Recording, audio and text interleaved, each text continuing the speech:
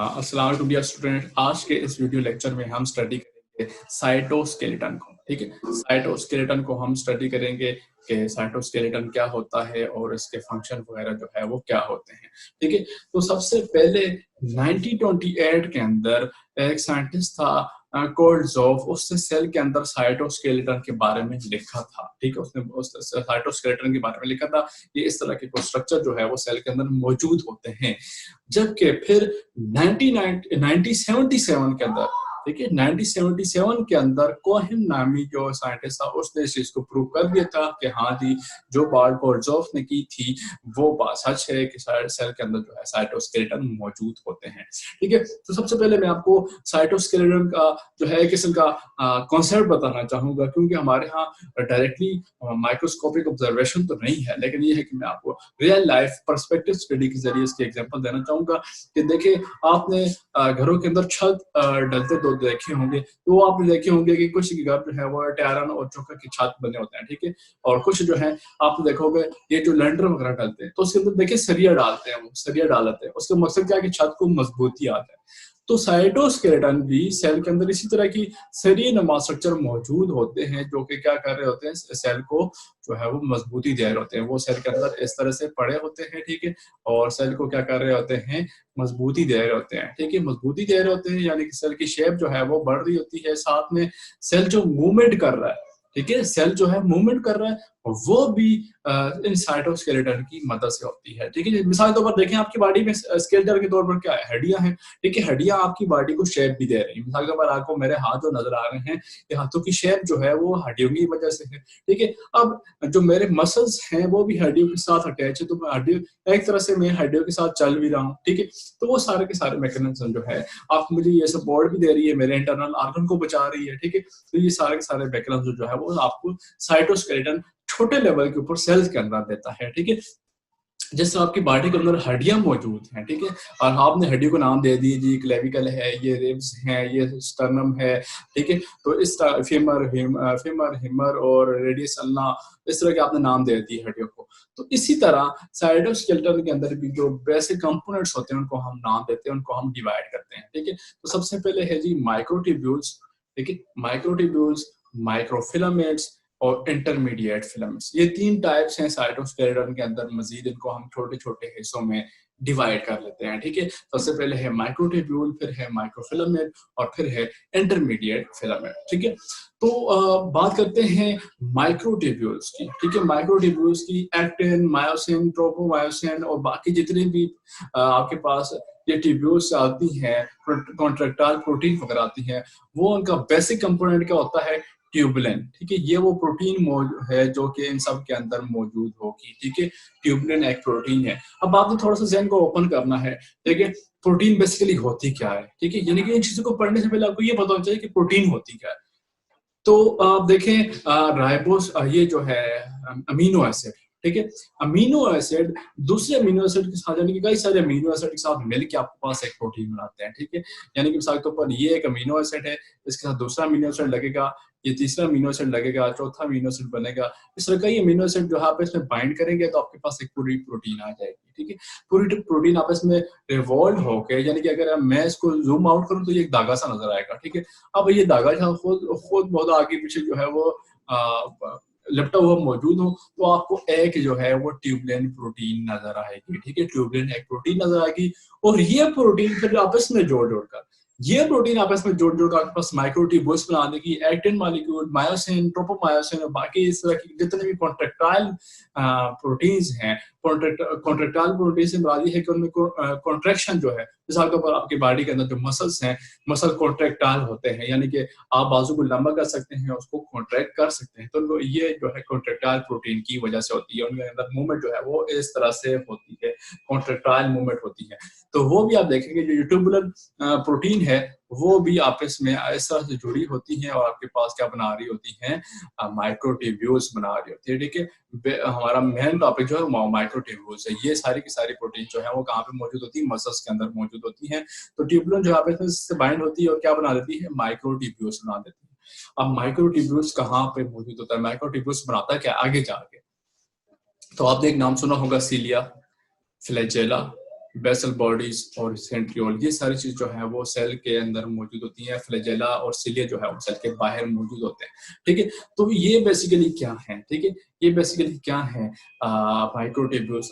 अब देखिए सिलिया जो है, अगर आपने पेरीमीशियम देखा हो, पेरीमीशियम, तो उसकी शेप जो है वो इस तरह से होती है, ठीक है। पेरीमीशियम जो है वो इस तरह का होता है और इसके इर्द गिर्द हल्के हल्के छोटे छोटे से जो है वो बाल मौजूद होते हैं, ठीक है। इनके इर्द गिर्द जो है छोटे छोटे बाल मौजूद होते हैं और इसको क्या कहते हैं, सिलिया कहते हैं। इसी तरह अगर आप स्पर्म का स्ट्रक्चर देखें, ठीक है, मेल जो गेमीट होता है स्पर्म, उसके अंदर आप देखें तो उसके साथ जो है वो क्या है, आपको फ्लैजेला नजर आएगा। या जिस तरह आप जो है वो एक बैक्टीरिया को देख रहे हैं तो बैक्टीरिया का साथ में जो है एक या दो जो है वो फ्लैजेला नजर आएगा। क्लेमेटोमोनास को देख लें, ठीक है, क्लेमेटोमोनास, तो उसके अंदर आपको जो है वो दो फ्लैजेला नजर आएंगे, ठीक है, दो फ्लैजेला नजर आएंगे। वो बेसिकली किस चीज के बने हैं, ट्यूबुलिन प्रोटीन के, माइक्रोट्यूब्यूल्स के बने हैं। बेसल बॉडी, सेंट्रियोल वगैरह ये भी माइक्रोट्यूब्यूल के अंदर बने होते हैं, ये आपको पता है क्या होते हैं। और दूसरी ये है कि ये हम आगे पढ़ेंगे भी, सिले को पढ़ेंगे, फ्लैजेला को पढ़ेंगे और सेंट्रियोल वगैरह को भी आगे पढ़ेंगे। आगे है माइक्रोफिलामेंट्स, ठीक है। माइक्रोफिलामेंट्स जो है वो कहाँ मौजूद होते हैं, ये भी सेल के अंदर, स्पेसिफिक सेल के अंदर मौजूद होते हैं और क्या करते हैं, साइक्लोसिस और अमीबॉइड मूवमेंट्स जो है उसके अंदर मदद देते हैं। साइक्लोसिस और अमीबॉइड मूवमेंट ये खास किस्म की मूवमेंट है, ठीक है, ये खास किस्म की मूवमेंट है जो यूनिसेलुलर ऑर्गेनिज्म जो है वो परफॉर्म करते हैं एक जगह से दूसरी जगह जाने के लिए, ठीक है। और कुछ मूवमेंट जो है वो आपकी बॉडी के अंदर, सेल्स के अंदर होती है, जिस तरह फैगोसाइट्स जो है, मैक्रोफेजेस, वो भी इस तरह की एक्टिविटी परफॉर्म करते हैं। तो बेसिकली क्या है कि इस एग्जांपल में दूंगा कि आप जो है एक गुब्बारे को, जिसके अंदर आप हवा भरते हैं और वो फूल जाता है, तो उस गुब्बारे के अंदर आप पानी डाल दें, ठीक है। पानी डाल के उसको, उसका जो उसका जो बिगनिंग पॉइंट है वहाँ, उसको आप जो है वो घेरा लगा के बांध दें, ठीक है, उसको बांध दें ताकि वाटर जो है बाहर ना आ सके। अब आप उसको फर्श के ऊपर रखें ना, उसको हल्का सा धक्का दें, तो वो जो है वो क्या करेगा, उसके वाटर, जो अंदरूनी वाटर है वो वहीं पे रहेगा, जबकि उसकी जो आउटर गुब्बारा है वो घूमना शुरू कर देगा और गुब्बारा जो है वो आगे की तरफ जाना शुरू कर देगा, ठीक है। यानी कि आप देखेंगे वो जिगलिंग करता हुआ जाएगा, ठीक है। इसी तरह की एक मूवमेंट होती है, अमीबॉइड और साइक्लोसिस मूवमेंट इसी तरह की होती है, ठीक है, जो कि किसकी वजह से होती है, माइक्रोफिलामेंट्स की वजह से होती है, ठीक है। तो नेक्स्ट है इंटरमीडिएट। इंटरमीडिएट जो है सेल की शेप वगैरह कायम रखने में जो है वो मदद देता है, ठीक है। तो हम बारी बारी इनको तीनों से थोड़ा थोड़ा मजीद जो है वो डिटेल के साथ पढ़ते हैं। तो सबसे पहले है माइक्रोट्यूब्यूल्स, ठीक है। माइक्रोट्यूब्यूल्स क्या है कि ये लॉन्ग है, अनब्रांच और सिलेंडर ट्यूबुलर प्रोटीन है, यानी कि ये लॉन्ग सिलेंडर ट्यूबुलर प्रोटीन है और अनब्रांच भी नहीं है, यानी कि इस तरह से आपको एक धागा सा नजर आएगा। इस सिलेंडर का मतलब होता है पतला और लंबा, ठीक है, पतला और लंबा, जबकि दूसरे सिलेंडर का मतलब होता है सिलेंडर नुमा, ठीक है, सिलेंडर की तरह हो, लेकिन ये जो है आपको पतला सा धागा नजर आया, इसका मतलब है ये क्या है, सिलेंडर है, ठीक है। तो इस तरह आपको पतला लंबा सा धागा नजर आएगा। अगर आप इसका एक पोर्शन यहाँ से ये पोर्शन जो है वो जूम करके देखते हैं तो आपको किस तरह से नजर आएंगे ये पोर्शन, आपको ये पोर्शन जो है वो इस तरह से नजर आएगा कि ये बीड जो है आपस में छोटी छोटी जो दाने हैं वो अटैच होंगे और दाने किस चीज के होंगे, वो दाने होंगे आपके पास ट्यूबुलिन प्रोटीन के, ठीक है, वो ट्यूबुलिन प्रोटीन के दाने होंगे जो आपस में अटैच होंगे, ठीक है। और ये काम क्या करते हैं, ठीक है, आपने माइटोसिस और मियोसिस तो पढ़ी ही होगी, ठीक है, 9th क्लास के अंदर है, आपने पढ़ी होगी, डेफिनेटली पढ़ी होगी। तो वो जो मायोसिस और माइटोसिस के अंदर जो आपने देखा स्पिंडल फाइबर निकलते हैं सेंट्रियोल में से और वो जाके क्या करते हैं जी, क्रोमोसोम को एक लाइन के अंदर खड़ा करते हैं, फिर उसको जो है पकड़ के दोनों तरफ लेके जाते हैं, ठीक है। तो वो जो स्पिंडल फाइबर जाते हैं वो अरेंजमेंट वगैरह करते हैं, वो सारी की सारी क्या है, माइक्रोट्यूब्यूल्स की वजह से होती है, ठीक है, माइक्रोट्यूब्यूल्स की वजह से। आपने देखा होगा कि सेल के अंदर, ये अगर सेल है, ठीक है, और मैं अंदर क्रोमोसोम बनाता हूँ जो कि है ग्रीन कलर के, ठीक है,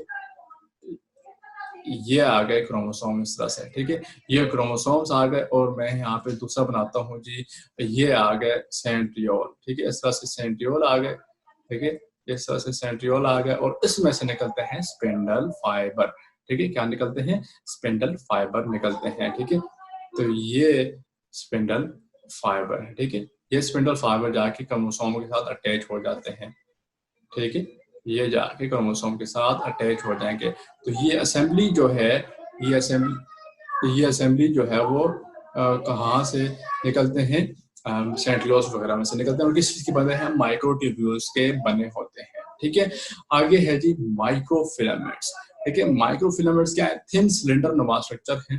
ठीक है, थिन सिलेंडर नुमा स्ट्रक्चर है और क्या करते हैं, कॉन्ट्रेक्टाइल एक्टिन के बने होते हैं। एक्टिन भी एक प्रोटीन का नाम है। ठीक है, और ये उसके बने होते हैं, एक्टिन प्रोटीन के बने होते हैं। और ये क्या है कि ये सेल मेम्ब्रेन के साथ, उनका एक पोर्शन जो है सेल मेम्ब्रेन के साथ अटैच होता है, यानी कि ये इस तरह से समझ लें। ठीक है, यानी कि एक पोर्शन जो है वो किसके साथ अटैच होगा, सेल मेम्ब्रेन के साथ अटैच होगा। और सेल मेम्ब्रेन के साथ अटैच होगा तो ये सेल मेम्ब्रेन के साथ अटैच होने का मकसद क्या है कि जब सेल का अपना ओरिजिनल अंदर वाला मटेरियल है वो जब मूव करेगा तो सेल मेम्ब्रेन जो है मूव करेगी और ये जो ऑर्गेनिज्म है वो आगे तरफ मूव करके जाएंगे। ठीक है, यानी कि साइक्लोसिस, मैंने फिर से कहा है कि सेल मूवमेंट की एक टाइप है। ठीक है, सेल जो है वो मूवमेंट करके जाते हैं, उसकी एक्सप्रेसिव टाइप है, जैसे कहते हैं साइक्लोसिस कहते हैं। ठीक है, तो उसके अंदर मदद कौन देता है, माइक्रोफिलामेंट जो है वो मदद करते हैं। ठीक है, आगे है जी इंटरमीडिएट फिलामेंट्स। ठीक है, इंटरमीडिएट फिलामेंट्स की बात करते हैं तो ये जो है इनका साइज माइक्रोफिलामेंट और माइक्रोट्यूब्यूल जो है इन दोनों के दरमियान होता है, इसलिए इनको क्या कहते हैं, इंटरमीडिएट फिलामेंट्स कहते हैं। और इनका बेसिक एक ही फंक्शन होता है और है सेल की शेप बरकरार रखना। ठीक है, सेल की शेप में अगर आपके सामने 3 डायमेंशनल स्ट्रक्चर बनाऊं सेल का, ठीक है, तो ये सेल का स्ट्रक्चर आ गया इस तरह से और ये इस तरह से यहाँ से कटा हुआ है। ठीक है, कटा हुआ है और ये इसकी बैक वॉल आ गई नीचे की तरफ। ठीक है, ये सेल का शेप आ गया और मैं थोड़ी सी ऑर्गेनेलिस भी बना लेता हूँ इसके अंदर। ये आ गया जी न्यूक्लियस इसके अंदर। ठीक है, अब वो जाहिर सी बात है न्यूक्लियस भी कटा हुआ है। ठीक है, ये न्यूक्लियस आ गया। अच्छा, न्यूक्लियस है और साथ में बाकी बची कुची बी ऑर्गेनेलिस जो है हम इस कलर से बना लेते हैं। ठीक है, ये आ गया एंडोप्लाज्मिक रेटिकुलम। ठीक है, एंडोप्लाज्मिक रेटिकुलम आ गया। साथ में जो है हम इधर बना लेते हैं ब्लैक कलर की राइबोसोम वगैरह पूरी सेल के अंदर पड़े हुए हैं इस तरह से। ठीक है, ये राइबोसोम आ गए और बाकी भी ऑर्गेनेलिस, यानी कि ये माइटोकॉन्ड्रिया समझ लें, बाकी ऑर्गेनेलिस वो सारे के सारे इधर आ गए। अब हम ड्रॉ करते हैं जी येलो कलर की क्या है, माइक्रोफिलामेंट्स जो है वो ड्रॉ करते हैं। ठीक है, ये आपको माइक्रोफिलामेंट्स इस तरह से पड़े होंगे पूरे सेल के अंदर। ठीक है, पूरे सेल्स के अंदर आपको ये माइक्रोफिलामेंट्स नजर आएंगे। ठीक है, और इनका फंक्शन क्या होगा कि सेल की शेप को बरकरार रखना है। ठीक है, सेल की शेप को बरकरार रखना है। ठीक है, तो ये है कि ये जो येलो कलर के आपको नजर आ रहे हैं ये क्या है, इंटरमीडिएट फिलामेंट्स जो हैं वो नजर आ रहे हैं।